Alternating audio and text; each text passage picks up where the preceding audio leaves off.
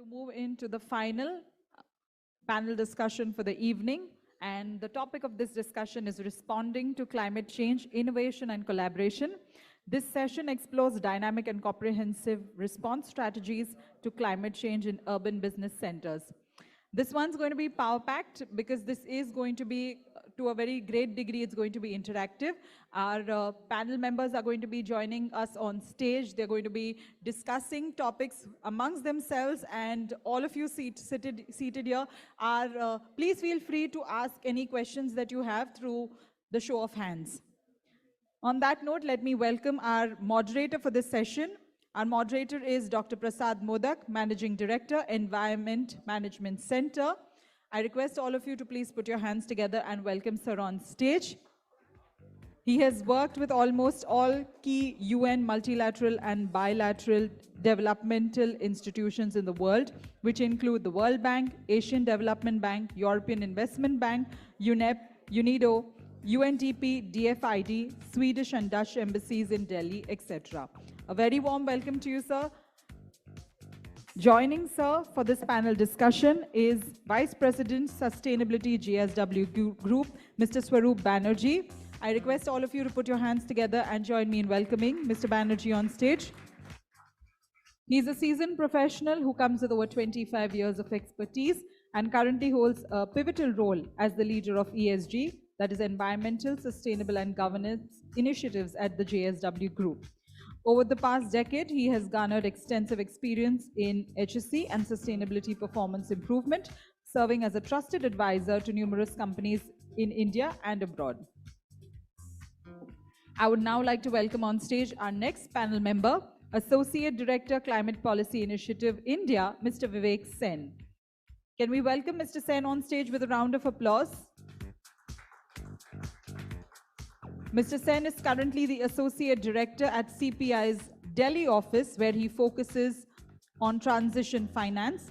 With a strong background and over 15 years of experience in finance, his expertise lies in energy, climate, power, transport, industries, and transition.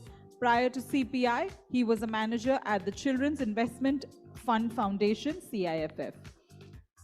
I would now like to welcome on stage our next panel member, Mr. Pushkar Kulkarni, MD Infrastructure and Sustainable Energies, Canada Pension Plan Investment Board. He is an accomplished and entrepreneurial business leader who has made significant contribution to diverse industries in the Indian market. He has spearheaded groundbreaking initiatives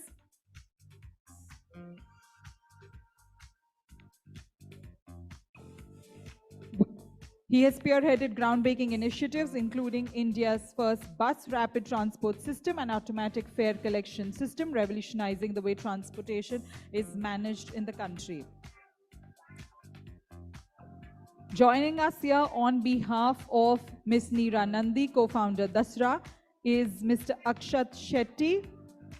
He leads the Climate Rise Alliance at Dasra, supporting the organization's collaborative building efforts on climate action. Next, please join me in welcoming on stage Ms. Ambika Vishwanath, Director, Kubernein Initiative. She is the founder director of a renowned organization and a distinguished geopolitical analyst and water security specialist. With extensive expertise in governance and foreign policy, she has played a pivotal role in 2 diplomacy efforts and provided consultancy to governments and international organizations across the MENA region, Europe and India. A very warm welcome to you, Ms. Vishwanath. And our final panel member for this discussion is Mr. Chanakya Chakravarti, Head of Indirect Strategies, Asia Pacific, Ivanhoe, Cambridge. He is a prominent figure based in Mumbai who plays a pivotal role in driving investment and asset management activities in the Asia Pacific region for a distinguished firm. Prior to his current position, he held esteemed roles at prestigious institutions like JP Morgan Chase, Actis Capital LLP, where he made significant contributions in the field of global alternatives and real estate. I once again, on behalf of Mumbai First, would like to welcome this esteemed panel right here on stage, and I hand over the stage to the moderator.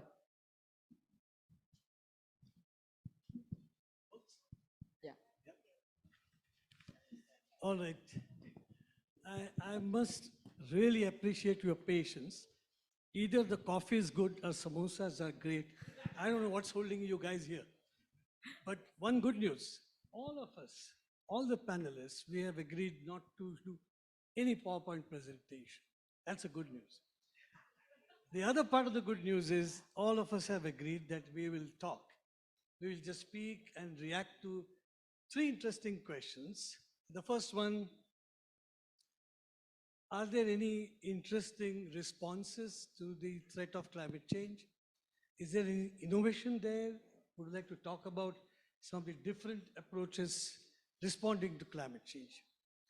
We talked a lot about precipitation, floods, probably because this room is such a lovely air conditioning. We didn't talk about heat stress. Is there any interesting response in your mind? How do we cope up with the heat stress? Just an illustration for you to think about. The second important point is, while everything is great, how do we bring money? How do we bring in climate finance? What can be done? How can we bring private sector, the government, even the communities coming together? How do we collaborate? I think that's the third question. And we have a very interesting panel here who come from business, communities, collaborations, innovations. So I'm going to go one by one to each one of you. You don't have to answer all the three questions. You may choose one or two if you like, and I think that will be great. So I promise you that we will wrap up this session 25 minutes, 30 minutes? No, no, no. I'm generous, 30 minutes. Let's do it in 30 minutes. Start with you. Yeah. Hello, everyone. It's a pleasure to be here for this gathering. And like Sir just said, it's really amusing how people have still stayed on for this conversation. But I'll keep it very short. We've heard multiple presentations through the day. I think one thing that I felt was missing from the conversation over the day, though there were references to it, is the need to open up the conversation about climate. When we talk about climate, when we talk about issues related to it, it can't just be limited to conversations around emissions, decarbonization, global summits, etc. It's a global crisis. It's the most defining crisis of the 21st century. And hence, when we talk about climate, we need to ensure that communities that are most impacted by its events, communities that are doing resilience in their own ways need to be a part of this conversation. And the stakeholder that's most missing from the conversation is civil society organizations and the work that they are doing in building resilience. And there is merit to looking at organizations that you would not necessarily even consider as climate organizations, but organizations that are working on various intersections of climate, be it gender, be it livelihoods, be it education, be it public health outcomes, etc. And they need to be brought into this conversation. Sir was asking me to talk about interesting work that different organizations are doing, and there are just so many examples of different organizations in their work. At Dasra, we anchor a collaborative platform called as the Climate Rise Alliance. The RISE stands for Resilient, Inclusive, Sustainable, and Equitable India, where we are actually working with civil society organizations, over 100 civil society organizations, and helping them see how their work can help build resilience for India. And within the work of this collaborative, we've seen so many interesting solutions, and where we've seen the need to look at climate from a very interconnected, from a very intersectional lens. There's an organization called Buzz Women in Karnataka, which is working on educating women, which is working on girls' education, but which has clear indications that how investing in girls' education can have significant adaptation co-benefits. There's an organization called the Mahila Housing Seva Trust, which is significantly working in Gujarat.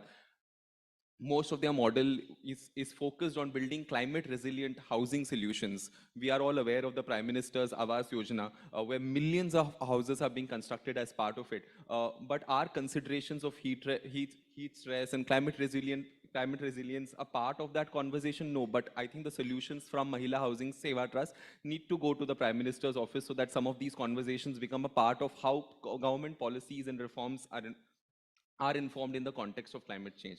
And this is where we believe that philanthropy has a very important role to play. Governments, policymakers, often have to respond to electoral demands, civic demands, which is why when the minister was just there, we were just speaking about, pollution increasing in the city, we were seeing heat stress in cities. The immediate response of government officials was to actually install these anti-smog towers and these heat and, all kinds of solutions which somehow, respond to immediate public demands. But philanthropy actually has the luxury to invest in long-term solutions. Philanthropy has the luxury of actually being able to bring multiple stakeholders in the table and then being able to think about what are collaborative ways of building action. And I think that's why there is a need to start talking about philanthropy, the need to talk about civil society action as a part of the climate conversation in India. And what philanthropy can actually support alongside these civil society organizations is investing in storytelling, is investing in narrative. Conversations about climate change and its impact should not just be limited to the ballroom of the Taj Mahal Palace. It needs to move to the communities where these impacts are most felt. Most people are not aware of the climate conversation happening in this country, even though India is going to be one of the first countries in the world that are going to experience heat, that are going to cross human survivability limits.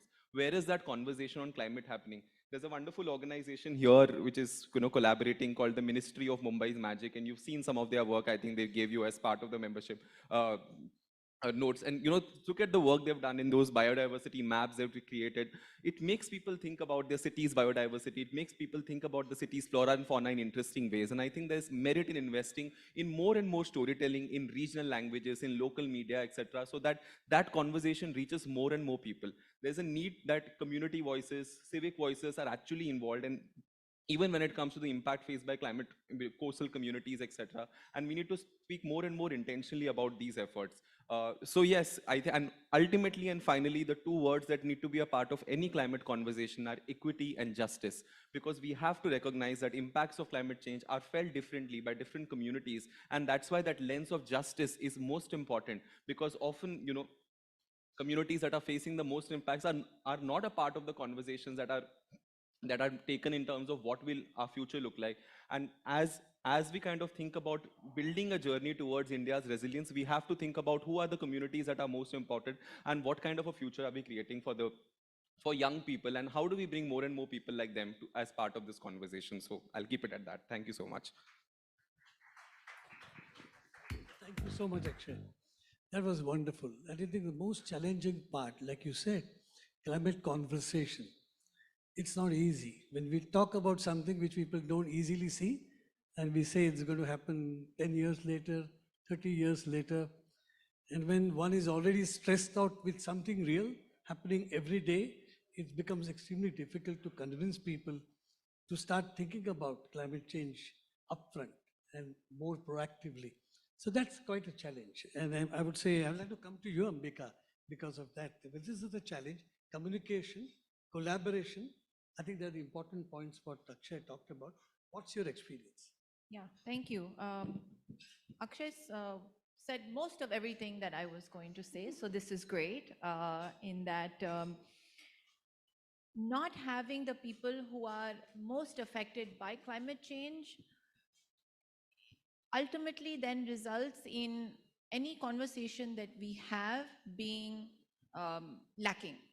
And so any amount of funding that you put into what comes out of that conversation is also lacking in the long term. So that is definitely one takeaway from what he said. The other takeaway is that how do you actually then do something like this, right? He's pointed out very rightly so the number of things that we need to do.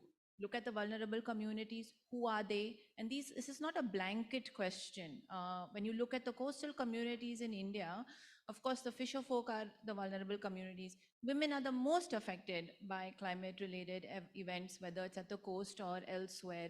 But these are not blanket communities to be looked at as a homogeneous group. So where are they being affected? How are they being affected? Who is being affected? To what extent? And what is there the cascading effect, the risk from not understanding all of these questions? That becomes really important. So how do we do that? We do research, we do data collection, we collaborate on understanding where the knowledge actually lies, and then what we can do with all of that, right? So very simply put, You go to one of the communities, and he's mentioned a few. I'll add on, for example, in the Sindhudurg area, for, in the last few years, following several changes in rainfall patterns, there is a group of about 700 women that have come together to look at how they can change and adapt their lifestyle patterns and their livelihood patterns to be able to be more economically productive. Because you talk about climate change, a lot of times that conversation is at a very high level. These women, they know that seasons are changing. The rainfall, when it begins and ends, those dates are changing. They are seeing the change in how the water is. And so they see all the risks associated with that. And you see now that how they have changed their livelihood patterns. And then in the last 5 years, the numbers are showing that their economics ability to be able to adapt to that has already bounced back, right? So that knowledge already exists in many parts of India at that community level. What we don't always know is what is that knowledge worth? And so that comes to your question also about finance. Understanding what is the worth of that knowledge, because let's be honest, at the end of the day, if we don't put a rupee or a dollar figure to what is possible in terms of some of these projects, most people are not going to be paying attention and most people are not going to be putting money to it. But the risk of not understanding all of that, the economic loss of that is much greater than not actually doing anything at this stage, right? So we quantify things like that. So knowledge, research, understanding where the solutions are. And more often than not, these solutions already exist. We don't realize sometimes the solutions might be in the coast of, on the eastern coast of India, or in the south, or in the west. Can we understand what's happening in various parts of the country, or perhaps outside of India as well, and bring those solutions? So cross-learning, building platforms, that is a great investment opportunity, is to build these platforms of cross-learning and knowledge so that they can be then replicated and scaled up as well, right? So that is one way of how we can achieve many things that Akshay has talked about. And the other way is also understanding where are the entry points in policy. Now, we can do all the research. That's great. We'll write a number of papers. We will collaborate. We've already done some as an organization, worked with Dasra in the past and other organizations in India. But till we find where are the entry points in policy making, all of that research is going to be wonderful for reading. A lot of people don't read anymore, so we will all be reading it, and that will be that, right? So what do we do with that research? We understand what is actually usable from a government perspective. And so where are the entry points? So working then with the relevant government agencies, understanding the laws, understanding the existing policy, where are the gaps in all of these existing policies, and then inserting some of that knowledge in there. So you do public-private partnership in that sense. All of this is very obvious in many ways, but when it comes to the climate conversation, when it comes to how the climate conversation is connected to other conversations, so whether we talk about water, whether we talk about health, food, education, city resilience, growth, economic development, empowerment, we need to connect all of these dots and then bring it to your gaps in policy making. If we just limit it to looking at the climate conversation and then climate policy, again, we are going to be lacking, because that is not something that is going to be lasting in the long term. How does this knowledge, how do these gaps perhaps come into play in other policies as well, whether we look at then water related policy, housing, real estate, our growth, trade, and related areas, is then where we can probably be able to manage, again, replicability, scale, and adaptation much better. I have a couple of more examples, but I think the only thing I want to say, and then maybe if there are questions, I can talk about the examples, is also understanding what is the lack of inaction and where does that lack of inaction lie. We understand that climate, and as you mentioned, we haven't talked so much about heat, but what else are we missing? Can we think a little bit long term in that sense, in the lack of inaction, and try and build capacity for that now? We can come to a government agency and a municipal agency and say, okay, I've done this research, this is the knowledge that exists, this is your solution. But that government officer sitting somewhere is going to say, madam, That's all very well, but how do I do this? And how do I do it now? Because in 1 year later, I'm going to, switch my office and go somewhere else, right? So can we build a capacity for the institution itself that is lasting and not always look at what X person can be doing? So we have to think about long-term capacity building for institutions. So I'll stop at that. Yeah, thanks. Thanks, Ambika. I think you raised several points, but I thought that the one on financing, what you said, I think can take that further to you. And I think, Swaroop, you should talk about what JSW is doing. How do you look at, as a business, to climate? Do you see there are any opportunities that we introduce climate somehow in Section 7 of the CSR? And would that mean that if that is done so, we can pool some more finance targeting to climate and climate related issues? Over to you. Thank you.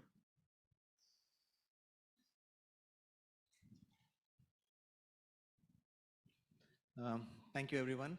I think we have been having a lot of interesting conversations since the morning, but let's also understand from the organization or the business perspective of how they are looking at climate change, how they are preparing themselves for the climate change, so that their businesses become resilient, how they are adapting to the changes, and also not looking climate change only from the perspective of risk, but also the opportunities. So I think there's also about opportunities which we see, which is evolving through this transition or this journey that is happening. So let me start a brief about, I don't want to get into the details of what JSW does and etc. We are quite aware, but how are we tackling this climate change within the organization is something that I would want to speak here. So when we look at climate change or JSW as the entire portfolio, which has steel, cement, power plants, they have their impacts. And the first thing we have done is acknowledging the fact that we as an organization have our impacts and we have to be the part of the solution also in negating those impacts.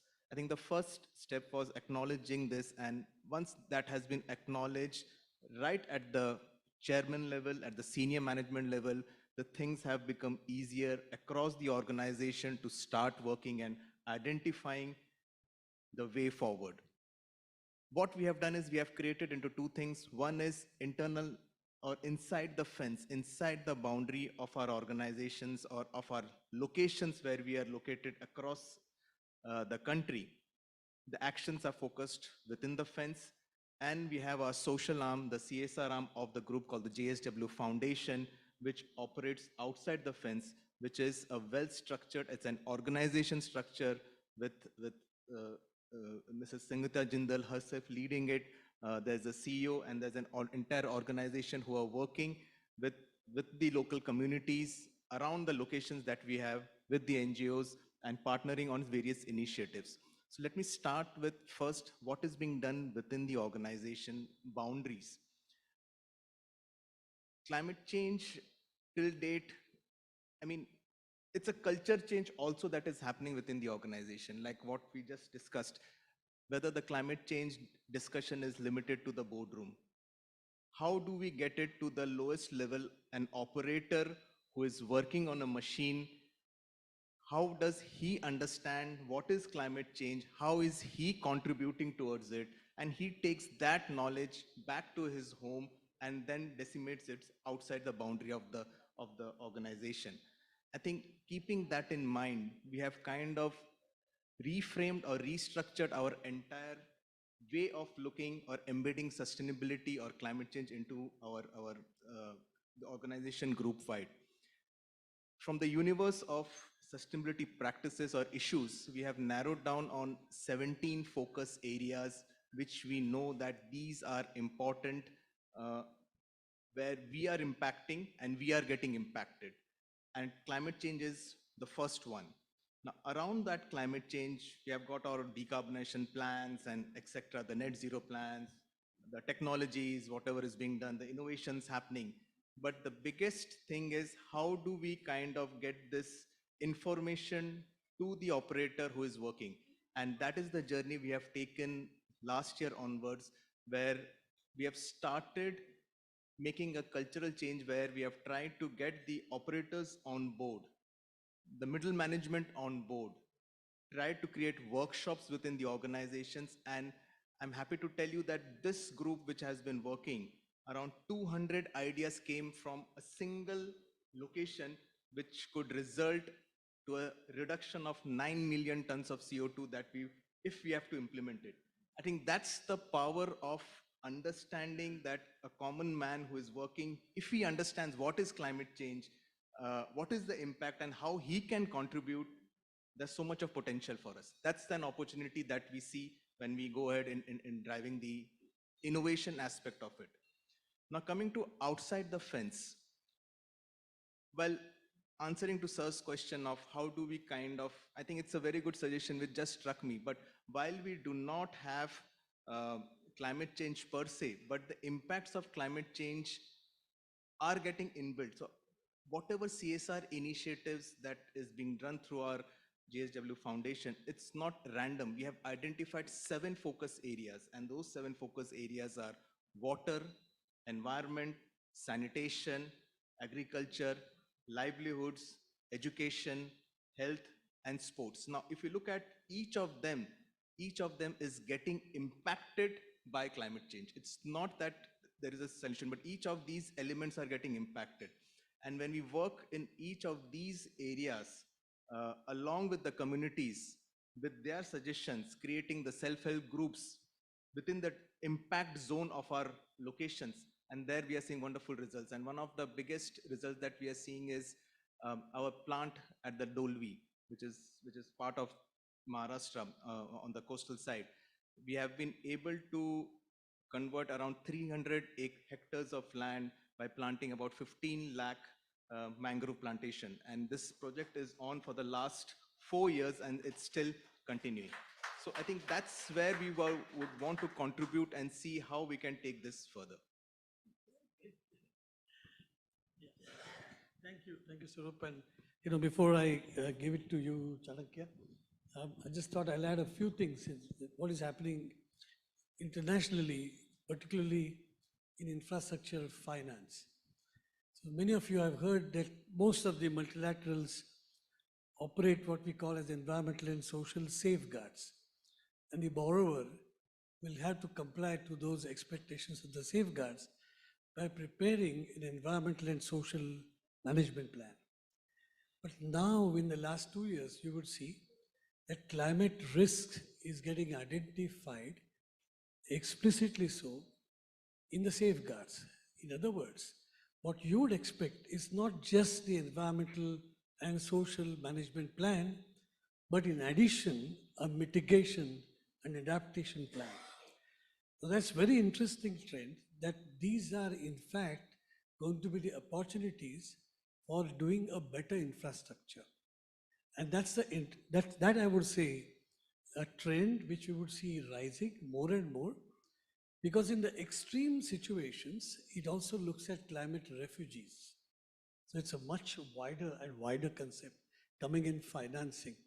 But because it is something linked to thinking and strategy and what Chanakya and your organization do, I thought I'll now come to you and give us your response on some of these areas, what others have talked about. Sure. Thank you, Dr. Modak. Good evening. I'll keep my remarks brief, given it's already quite late. Look, I think one of the panelists made the point about acknowledging that we are part of the problem. And if that couldn't be truer than in real estate. Real estate is the biggest asset class globally. It is also the biggest polluter globally. 40% of all greenhouse gases are emitted by all kinds of real estate construction. We can't live without real estate. But I'm absolutely in congruence with what the first speaker mentioned, that this conversation around whether it's institutional conversations or people-to-people conversation. It has to be bottom-up. Otherwise, it's a waste of time. And Ivanhoe Cambridge, which is the real estate investment arm of CDPQ, which is the pension plan of the state of Quebec, we recognized and acknowledged this particular problem since 2017, formally. We set ourselves some targets. This was much before the COP protocol, put certain mandatory norms, etc.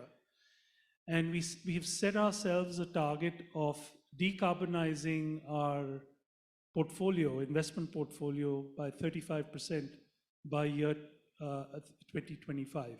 We are already at 30% reduction. I think the point I'm making through that example is that we have acknowledged it and we're trying to do something about it. We also want to be this part of the solution. And it's not just talking the talk, it's actually trying to walk the talk. And to that extent, I can tell you, I don't know if it's true of other pension plans, but as far as we're concerned, our respective personal compensations are linked to carbon performance of our portfolios. I think that is the ultimate, litmus test. Talking about real estate, the Honorable Minister, while he was speaking, he talked about Mumbai city and its heritage, etc. And I think that's a very pertinent segue to what we at Ivanhoe focus on is, or are beginning to focus on, is the brown to green strategy, as we call it. It's about urban regeneration. It's not just about building new product. The fact is 80% of buildings that will be institutionally viable as investment products in 2050 are already built. So the point is, how do we take that product today and regenerate it to get it to a performance level that it's suitable, viable for residential, commercial, industrial occupation on a sustainable basis. That is, to us, that is what sustainability is all about. Then there is the point around governance.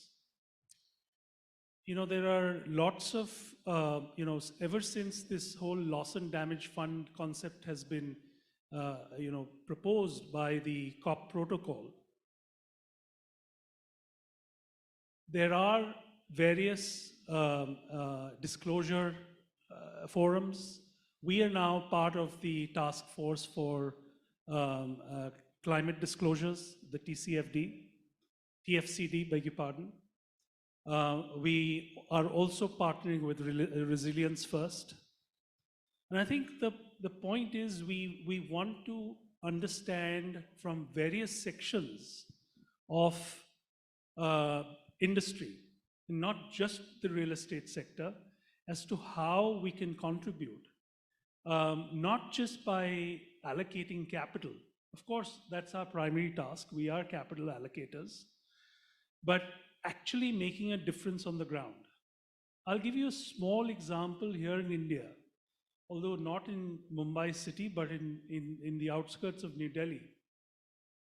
Last week, Mahindra Logistics, which is India's largest 3PL player in the industrial logistics firmament, announced that they were partnering with Ivanhoe Cambridge and our partner in India, Logos, to solar power the single largest warehouse in India, a 1.4 million square foot warehouse. This is a world-class warehouse that is stocking goods for, various companies, and it's run by Mahindra Logistics. And what gave us extreme pride is that Mahindra decided to make this a vanguard of announcing an initiative. And this is what is required. All stakeholders have to come together. Not just a Mahindra, not just an Ivanhoe, but the common folk on the street, like this gentleman pointed out. It's a conversation and a culture of a climate sustainability that we have to inculcate. And this is not just an India conversation, it's a global conversation. We are a Canadian pension plan, but we are trying to make a difference in the community we are making money from, to put it very bluntly, which is India. And I think that's one of our primary responsibilities. The other factor that I'll make, and a point I'll make, and I'll then pause, is social housing. Again, the point was made about how climate is impacting and is going to impact the absolute lowest strata of society. And I think that is another area that we are absolutely focused on. Actually, that's one area. The second area is technology around climate financing and, sustainability efforts, and how that can be promoted through the use of technology. So these are two areas that we're actually allocating capital to find ways of making a difference in the geographies and the target geographies that we invest in.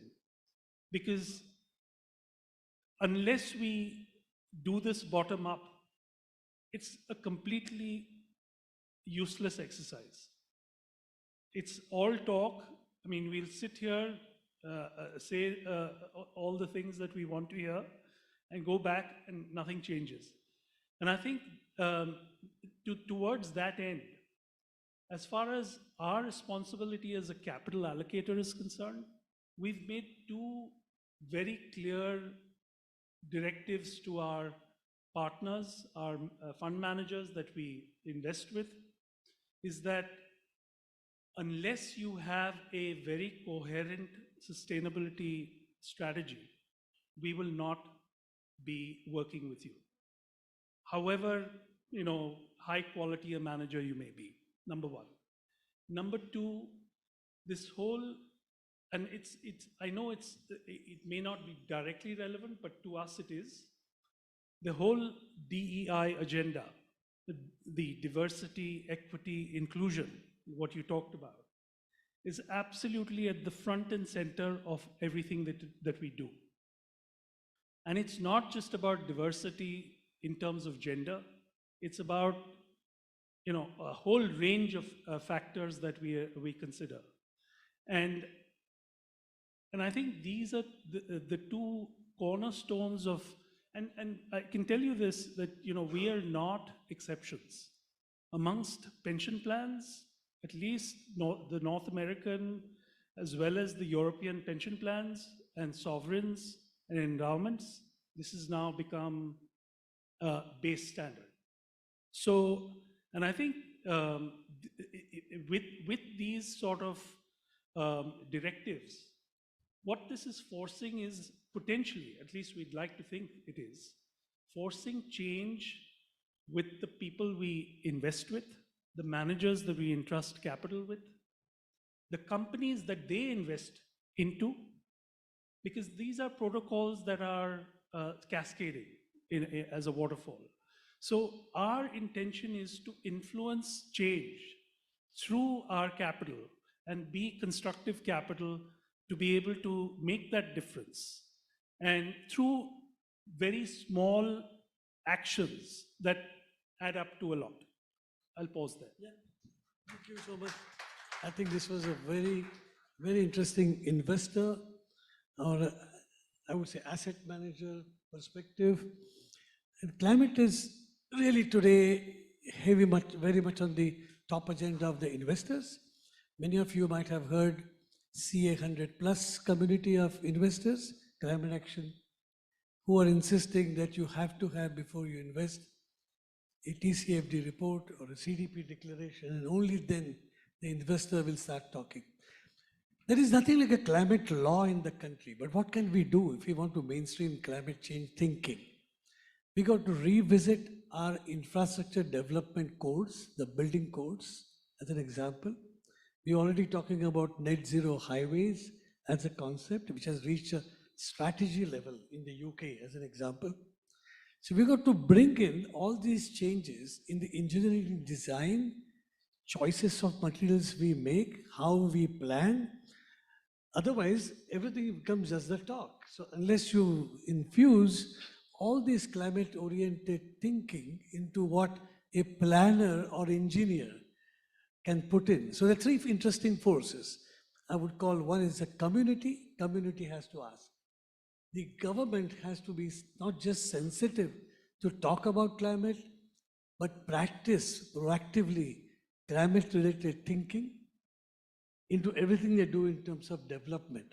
And then you have investors who are coming in, who speak the climate language. And I will add in the investors, which we still don't have that discussion, is climate insurance. And moment you start bringing climate insurance, then the whole game changes. Then we talk about risks, we talk about assets, we talk about what is the appetite and how do you rate and provide a cover on the insurance. I think we didn't talk about it in the whole day, but Maharashtra's major initiative, a project called on the climate smart agriculture.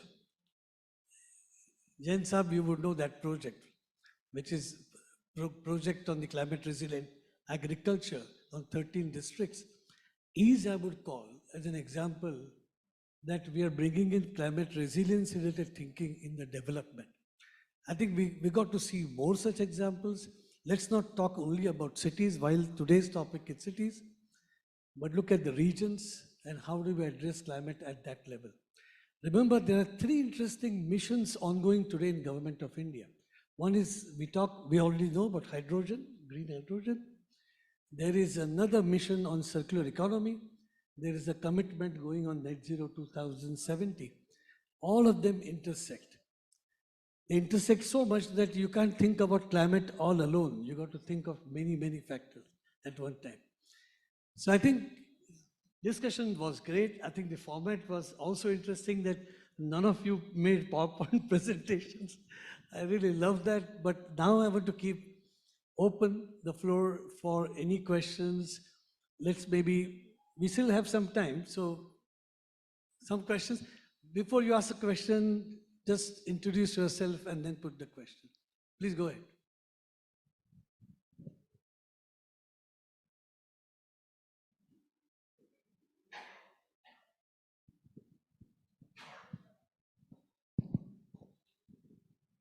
Hello everyone, my name is Soham. I am 18 years old and my question is directed to Mr. Akshay Shetty sir. So I really enjoyed this session and two words that you mentioned really stuck with me. One is storytelling and second one is climate conversation. And I am a firm believer of the fact that any problem in this world can be solved with good and quality education. So my question is very simple. How do we create a course or a program that will ensure this climate conversation across the entire age group and all the nationalities and languages barriers in the country and worldwide? Yeah. Thank you. Actually, course में डाल देते तो कोई पढ़ाई करता नहीं है फिर. So then that's perhaps not. I do agree that that climate conversation needs to be a part of curriculums, need to be a part of what students are actually engaging in schools, because students are seeing those impacts, right? In the way that every summer, every April, you start hearing about how every time there are just news articles about heat wave, schools being shut down, exams being postponed, etc. So they are seeing those impacts. They are seeing it across them. It's affecting how their childhoods are being spent, etc. So it's important that they also be a part of this conversation. And I think it's important. I think while speaking about civil society action itself, there are some wonderful organizations like Pratham, like Slam Out Loud, etc., who are doing such a wonderful job of engaging students on some of these conversations, through poetry, through more creative exercises. I think that's very important. And I think most important, especially when we are working with children and youth, is to, I think, move away from that doomsday narrative, because it's important to show our children and young people that, a better tomorrow is actually possible, and it's within the realm of possibility. For many of us, I think, in the sector and in general, it's almost very convenient to have that doomsday narrative that we are all doomed and it's all over, but it's a rather privileged stance to take, because it's usually mouthed by people who have the privilege to protect themselves, to be resilient themselves. They'll say कि everything is over, घर में जाके AC लगा देंगे. Like for a lot of other people, it's not possible. So it's important to show that what is actually in the realm of possibility and how can we actually move towards that. So I think that conversation needs to happen with our children, and I'm sure our teachers are best equipped to have that conversation with children for sure. Yeah, sure. Please. I think that's a great question. And like he said, the teachers are best equipped to have that. I would also say, I mean, in many cases, the children or the younger generation, they're actually learning. We also need some systems to educate the middle-aged generation and the older generation that don't always realize that their past actions are what has caused a lot of what is happening right now. And I'll give you a very small example of people in my own household and my own family, right? They haven't faced this kind of heat that we are seeing today in Mumbai and in other parts of India, or this kind of changes in water cycles and things like that, right? And at home, because of the work that I do, my family is very well informed, I would say, though the skepticism is a little bit real. And so I think we also need some sort of awareness that targets a whole other generation that may or may not be have access to the kind of information all of us over here have.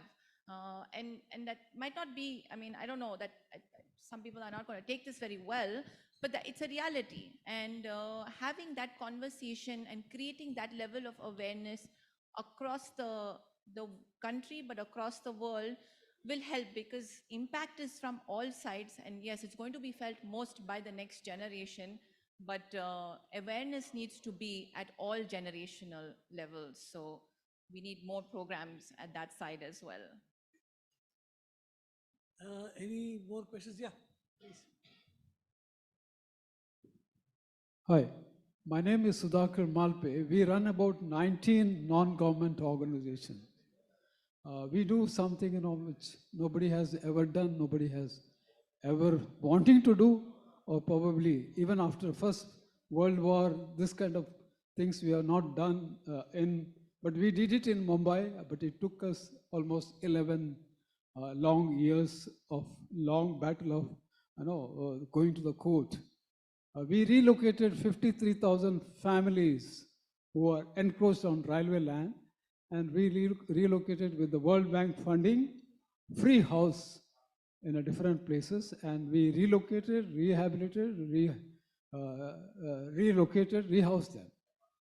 My question is for Swaroop as well as to Mr. Chanakya.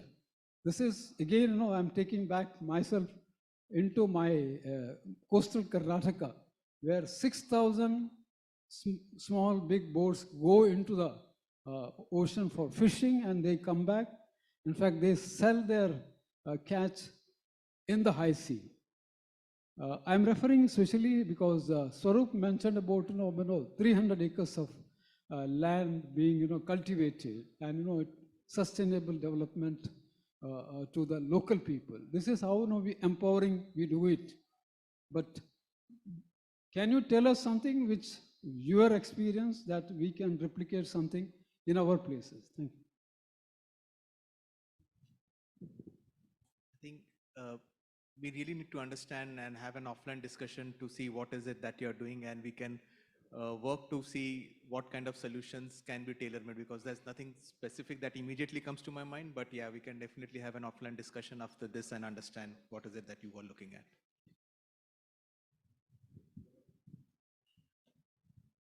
Yeah, I think the devil is in the detail. I think Obviously, this falls in the social bracket, empowerment, job creation, and I think I would encourage a separate conversation on this aspect.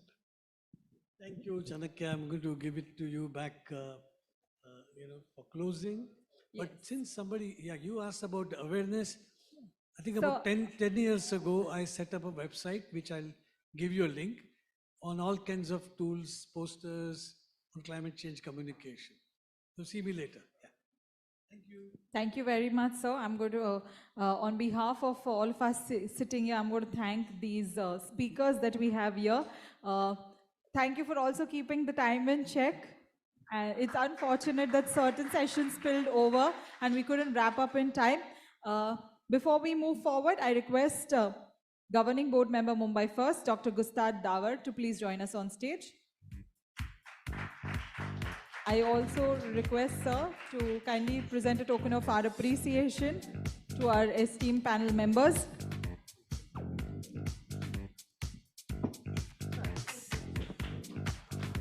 We would like to thank our memento partner, the Ministry of Mumbai Magic.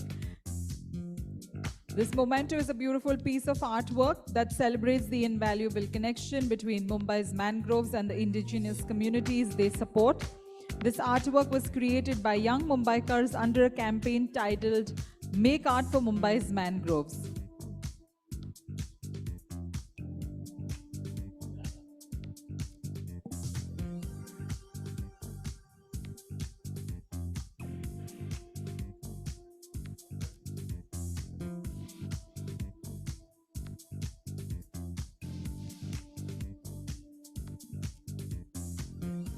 I thank the audience for being patient, and I really hope that through today's informative discussions, each and every one of you is taking home something of value.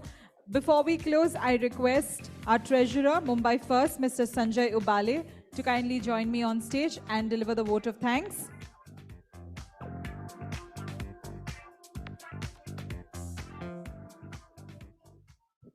Okay, so I'm not going to speak and I'm not going to give any concluding remarks, so just bear with me for just 2 minutes. What we forgot this morning was to light up that lamp. And it is quite appropriate because we are probably not knowledgeable enough.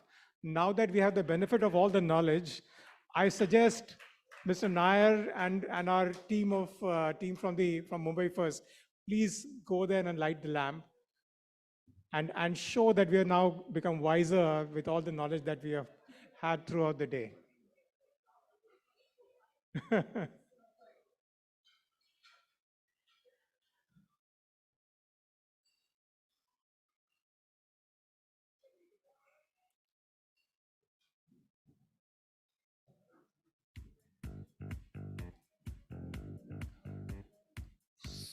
Yeah, it's here in the back.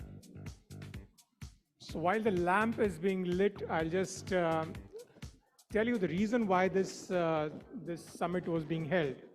It's not as if that in this one day we're going to find all the solutions to the problem of climate change.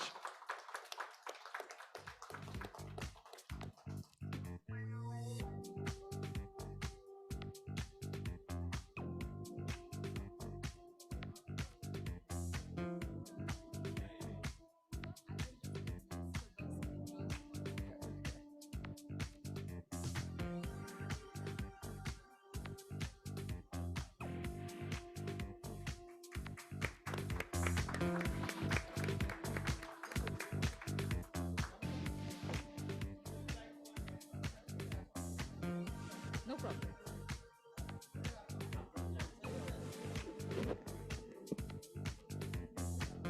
Thank you very much, ladies and gentlemen, for joining us here. We would also like to extend the thank you to all the distinguished speakers who have taken time off their busy schedules and joined us here, shared their expertise, their knowledge, their research with all of us.